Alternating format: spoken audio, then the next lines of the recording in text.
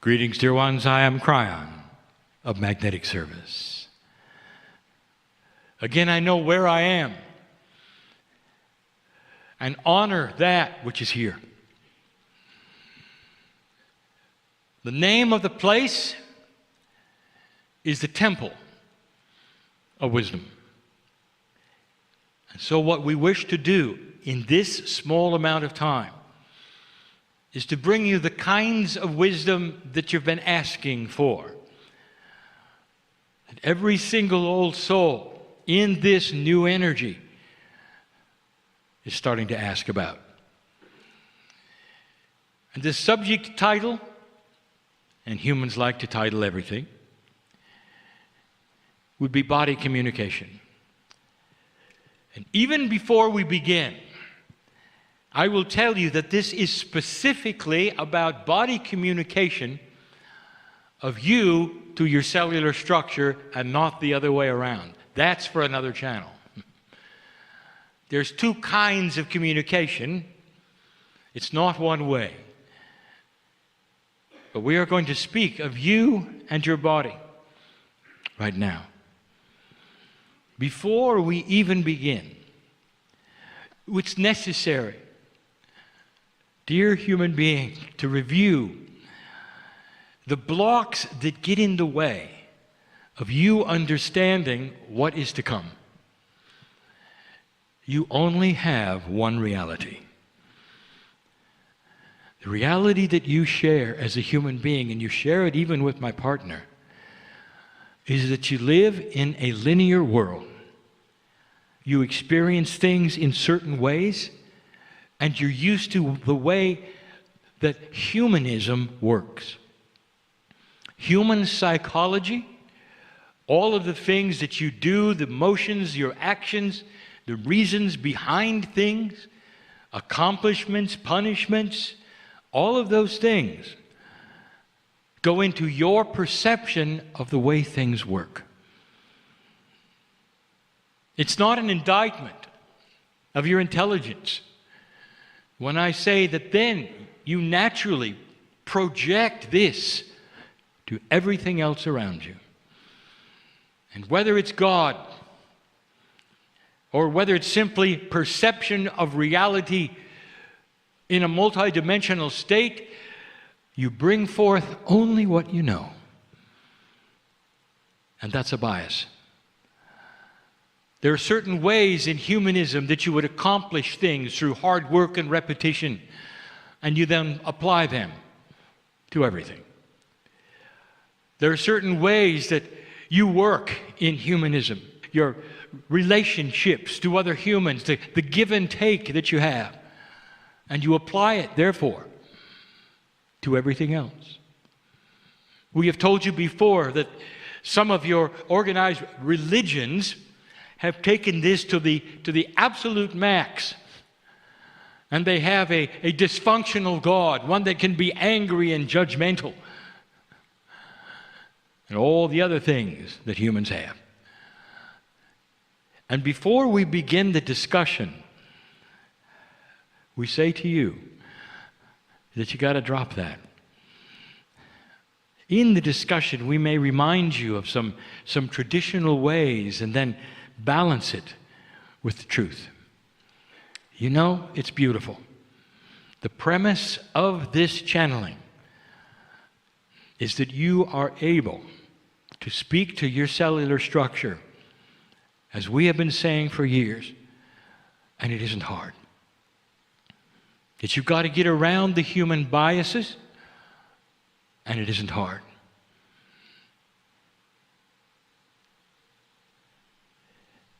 Let's start the discussion, and we have to,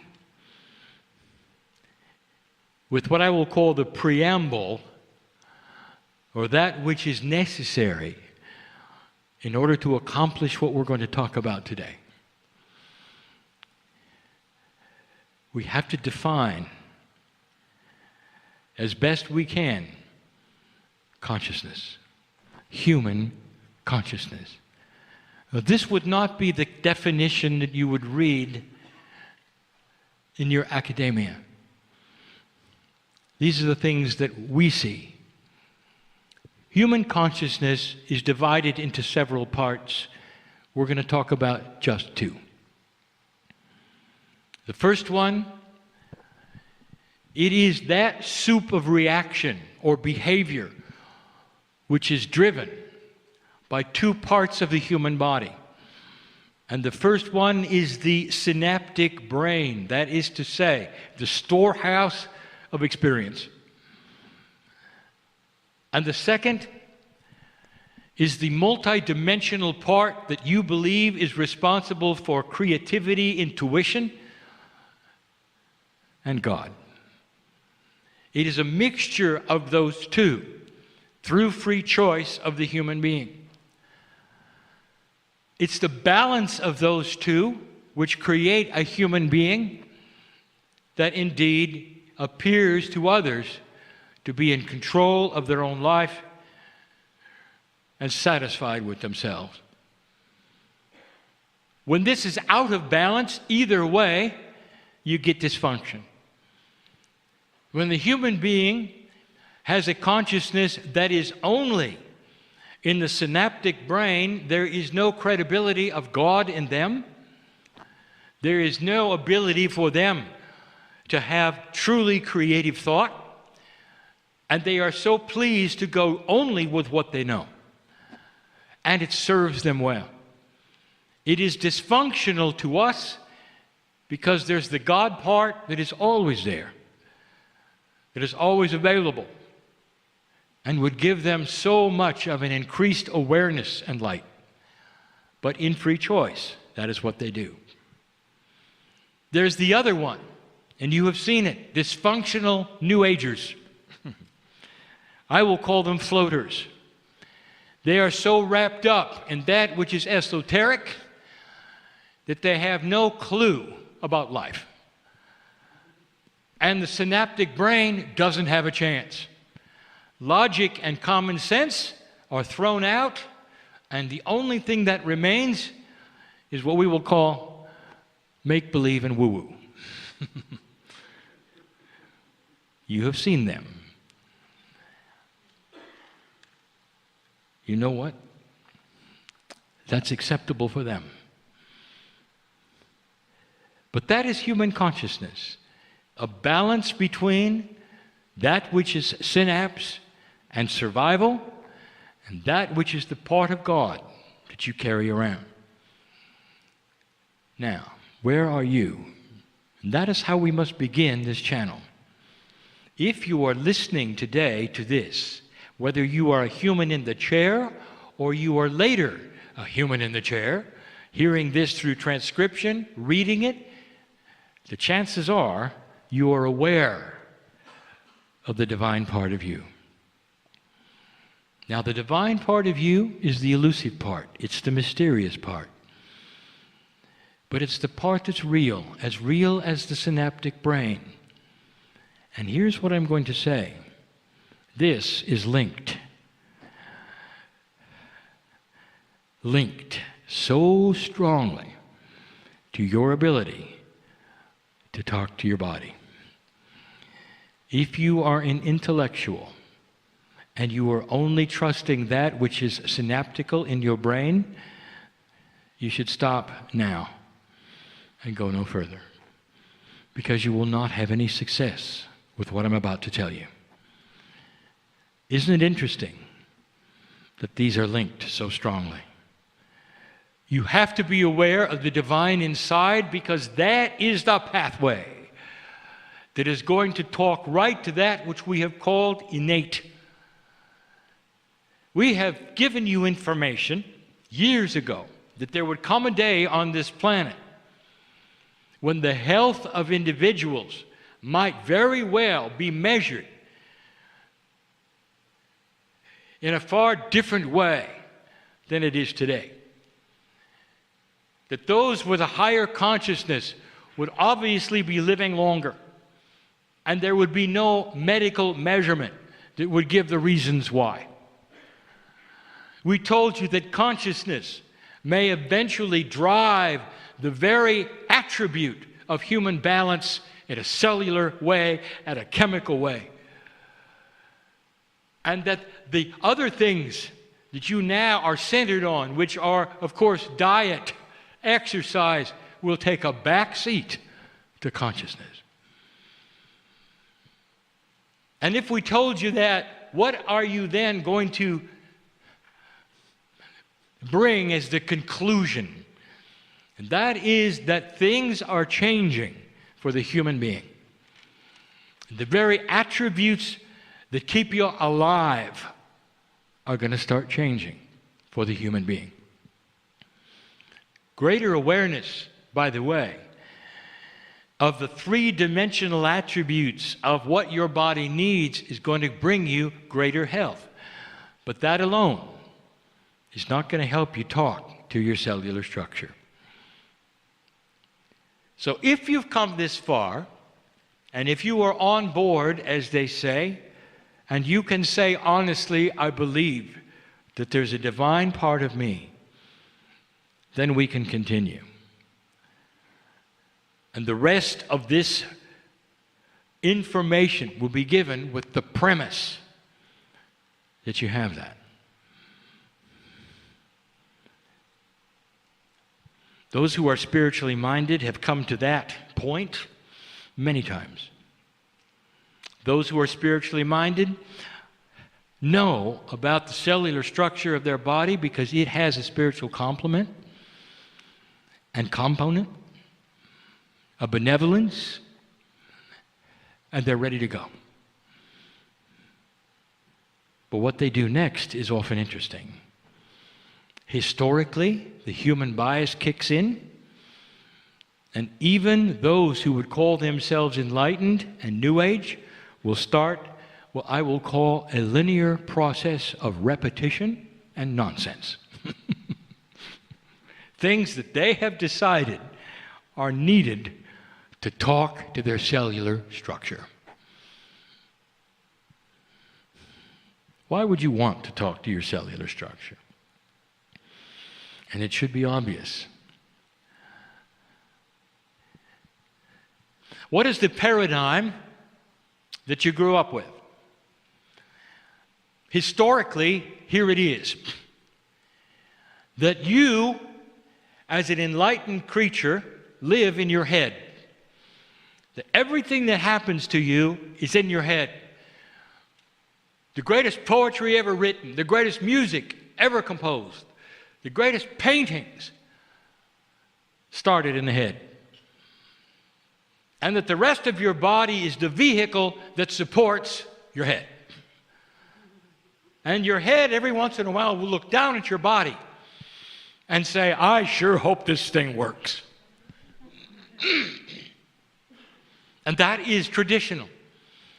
And then it's enhanced by everything you see around you with those catching diseases or things that happen. And then the fear starts. The fear will create the hypochondriac who is afraid of everything, who believes they're going to catch everything. And by the way, they usually do. That's the human body trying to agree with what it hears from the head, by the way. And that ought to give you a hint of what's coming. That's the traditional thought that you don't have any control. Now you come to this place where you know better and you're sitting and you're listening to this and you're ready to go. And in the past, the New Age has just been filled with processes that are supposed to then have you be able to talk to your cells. Now, not talking back from your cells, but you to your cells. And they are filled with the following thing: repetition, over and over, processes that a human being thinks would be attributes that the cells would like. You have to go to a certain place in a certain temperature, be in a certain energy, face a certain direction. You might have to do it several times. If you can do that, you'll get the body ready to listen. There'll be a small window of opportunity. You can give a message. That's the human bias. Dear ones, it's time to demystify this. This is not accurate. This is not the way of it. It makes an assumption that the body is stupid. It doesn't know anything about anything. It is completely and totally separated and divorced from your consciousness, from anything you're doing, and it's clueless. I want to tell you the truth.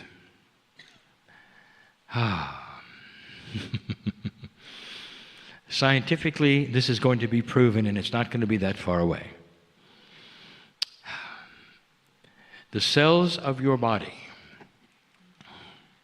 especially what you would call innate, all have something in common, and we're going to give it a name for the first time ever. And here it is. It's going to be CAL, C-A-L. And here's what it stands for. Cells are listening. Cells are listening. This is how you were built. The divine complement in you is built into every cell of your body. The cells are a collection of what has been created by the DNA. Through the blueprint that is in there, every cell exists with one attribute, and it hangs out so clearly on itself, it's waiting for instructions. And the only instructions that it will hear are the ones given through the divine complement of human consciousness, directly with pure intent to it. Did you hear that? Let's talk about that communication for a moment. It's like every single cell had a telephone that was ready to be answered if you knew the number. If you could dial the number, you could talk to all of them at once. They would all pick up the phone, and it'd be you. That's built in. And it doesn't respond to linearity. The communications with the cells of the body is a multi-dimensional communication, but your human consciousness is also. It's part of the DNA field. It's part of the Merkaba of your body. I'll tell you what an intuitive can do. You can look at your soul, literally, through the Merkaba field and tell you whether or not you have activated any part of spiritual intent or whether you're just playing the role.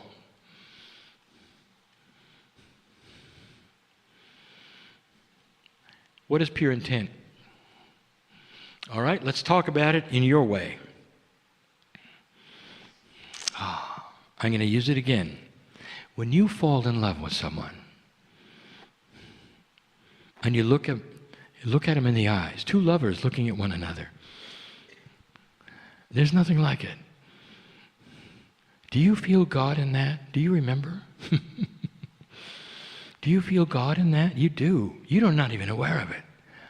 Do you realize that this is why being in love is so amazing? Because God's there. Do you realize that this is not synaptic? You do understand that, do you not? In fact, the brain is really frustrated that you're in love. It's saying, you ought to eat better. And you say, yeah, but I'm in love.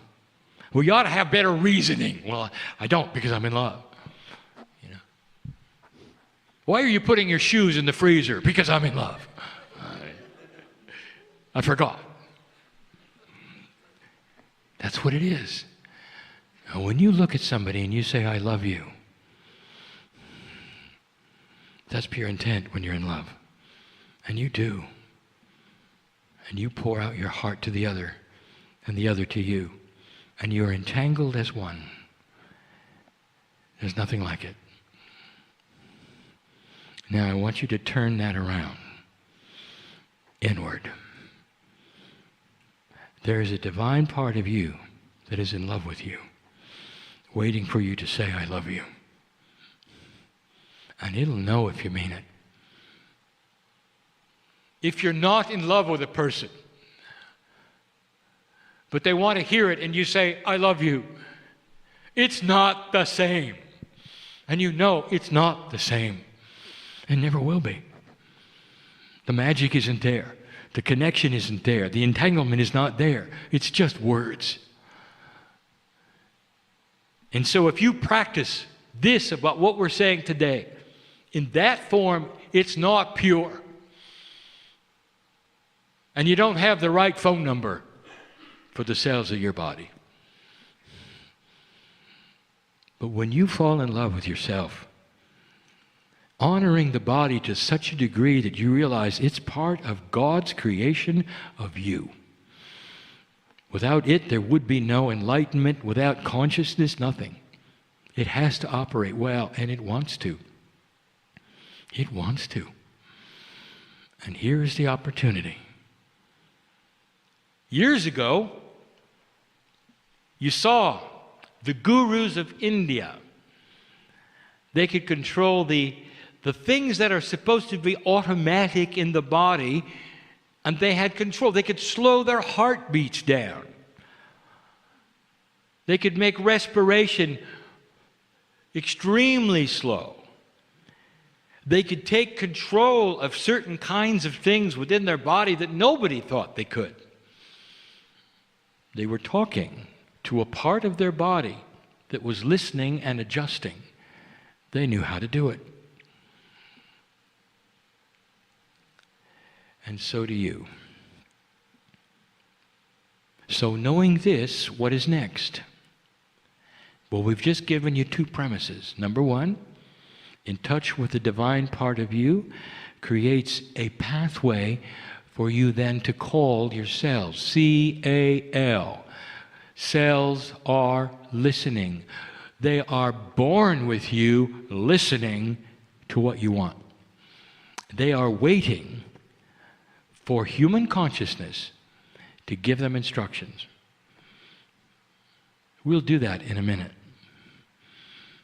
Now, how do you do it? Now that you know they're waiting,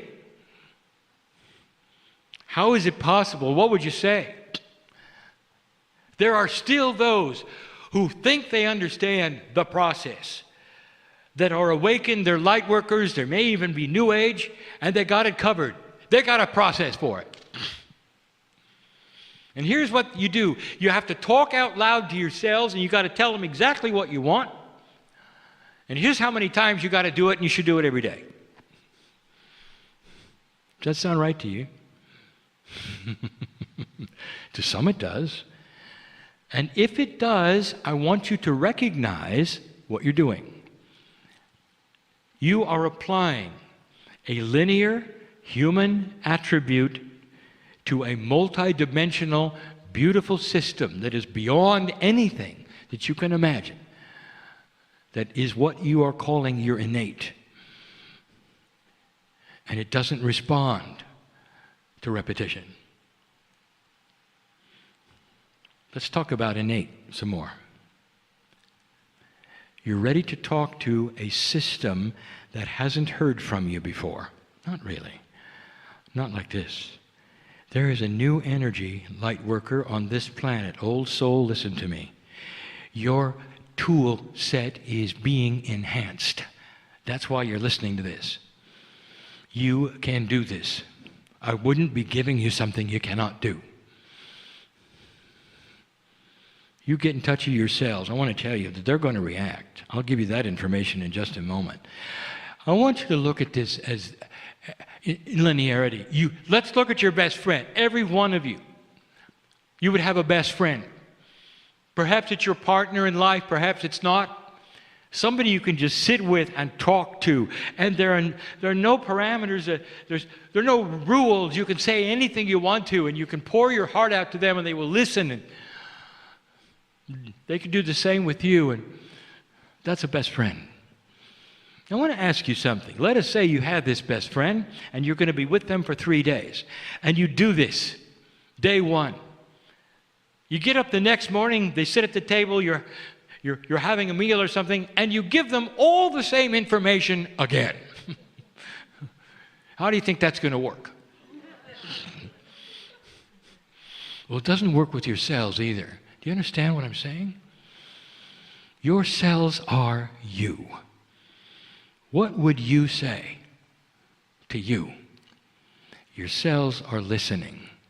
C-A-L. You're ready for this. They're ready for this.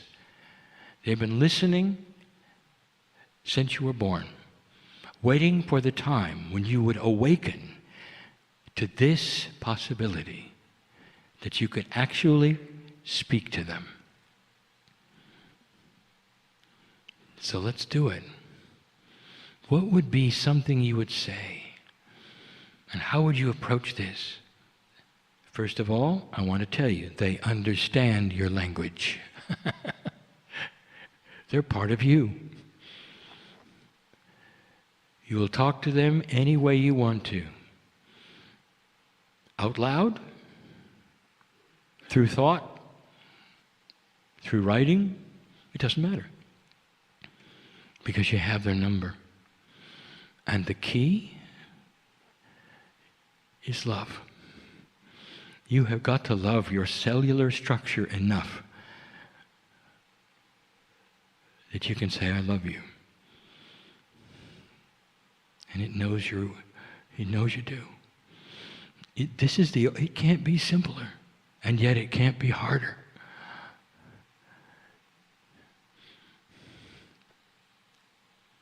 And you sit for a moment. What would you say? What will happen?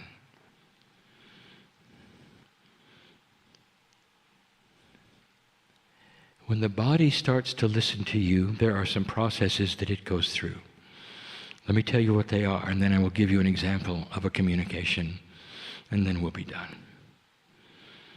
I want you to know some things. When you start talking to your cellular structure and you got the number right, the first thing that's going to happen is massive amounts of chills. You're going to know you got through, dear one. You're going to know you got through. And these are the cells of your body celebrating. Celebrating. The innate, the smart body, whatever you want to call it, is part of you. They're having a party. Did you hear that? We've got communication. It sure took long enough. Let's have a party. And although it's metaphoric, and although it is silly sounding, I'm going to tell you that that is what happens. The body has joy. Did you know that? The innate, when you're talking to it, feels great. Those of you involved with health, do you know what it feels like to be healthy? Your entire body is rejoicing with every step, with every breath. That's the innate celebrating. You start talking to it. All these years it's been listening, hoping you would, because it without direction, it just does what it wants. You know that, don't you? I talked about the law of averages. My partner talked the bell-shaped curve. Without instructions, your body is simply going to follow that which is average. Do its own thing. With instructions, you control it. Couldn't be simpler. First thing it does is celebrate. The next thing it does is start to work. And I want to talk about that starting to work. Depending upon the things that you are communicating to your cellular structure, whether it is for health or for healing or for youthing, no matter what it is, you've got to give it some time. There is a practicality here that you have to understand, because these things are only going to be accomplished through cell division and what you call rejuvenation. Your body is built to rejuvenate itself. Most of the organs in the body, including the skin, rejuvenate themselves. Over a period of time, you get new ones. This is how you stay alive. When you start talking to your cellular structure, those instructions are going to the data in DNA, and they're going to be picked up in the next rejuvenation cycle. And so you're not going to get results tomorrow. This is common sense. It becomes spiritual common sense to ally for the first time the idea that there is a time it takes in your linearity with your cellular structure even to accomplish healing. That not all things will be allied to spontaneous remission, which is another story. Doesn't that make sense? And so you will start to feel it over time. And the things that you are working on and asking for will start to show themselves over time. And it's the third thing that I want to tell you about that you're not ready for. When you start talking to your cells, the innate knows that your consciousness is benevolent. It knows you want to stay. And there are automatic systems that will go into place improving other parts of your body that you never asked to have improved. You're going to start a process of extended life. And healing will start to occur and balance in areas that your consciousness has no idea about, but that your innate knows all about. You have just awakened the bridge between human consciousness and cellular structure. It's easy, but you got to fall in love. Imagine for a moment you sit alone, and perhaps it's out loud, and you're going to make first contact. Doesn't matter how old you are, how young you are, and you're realizing you really are in love with the divine part of you. Perhaps you can even visualize the face of God, whatever that means to you. That you can see your eternalness in every cell of your body. And you realize there's a cellular structure that is waiting to hear from you. C-A-L. And so you begin, and you realize you've got their number. You can feel it. And even before you open your mouth, the chills start to begin because they picked up the telephone. And now they're really listening. And the first thing you might say, we know each other, and I love you. I'm sorry it took so long for me to figure it out.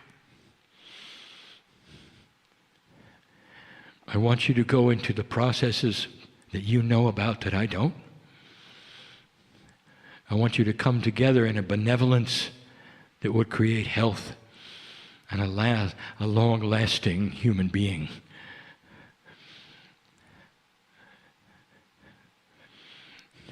I want you to talk to me in whatever ways you can that I can recognize. I want to hold your hand and you hold mine for the rest of my life. If there's any inappropriateness and imbalance chemically in my body, I want it to go away through time and appropriate action. I realize I have habits that are killing me, and I want them to change. I realize that I have a very bad height to weight ratio. Want me to explain that? I'm being benevolent and kind. Dear cellular structure, I want my metabolism to echo my magnificence. Help me to be the right size for the greatest health. Change what is needed. Pull on the Akash if you need to. In remembrance of who I used to be. Change my diet preferences if I need to. Let the body crave what it needs and not what I want it to need. Bring it to a place of balanced divinity. And I promise I will talk to you every day because I love you. And then don't hang up the phone. And then don't hang up the phone.